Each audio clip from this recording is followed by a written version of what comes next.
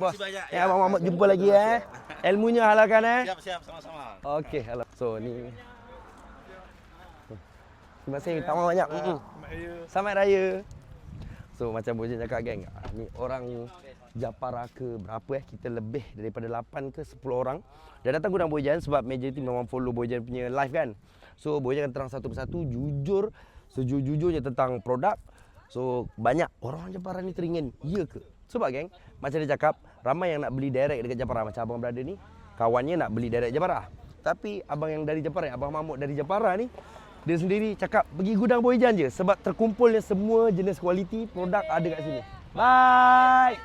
Jumpa lagi. Boleh. Alhamdulillah. Sol.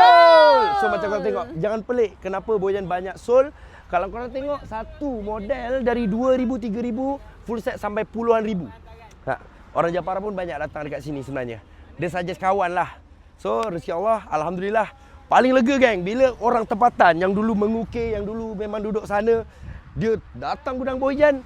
Apa yang staff Bojan sampaikan, dia kata jujur. Bojan akan tanya, ni dia terangkan macam mana bang? Dia cerita, saya dah follow lama, saya tengok satu-satu barangnya betul. Benaran kalau itu kualitas yang biasa, kualitas biasa. Kalau tipika itu ya memang tipika. Wah leganya ya Allah ya Tuanku. Selaji. Sol. Alhamdulillah. This is gudang Bojan. Kau datang di gudang Bojan, macam korang tahu, kaki sol sebelum raya. Wah, cantiknya Haji. Ni cantik ni. Jual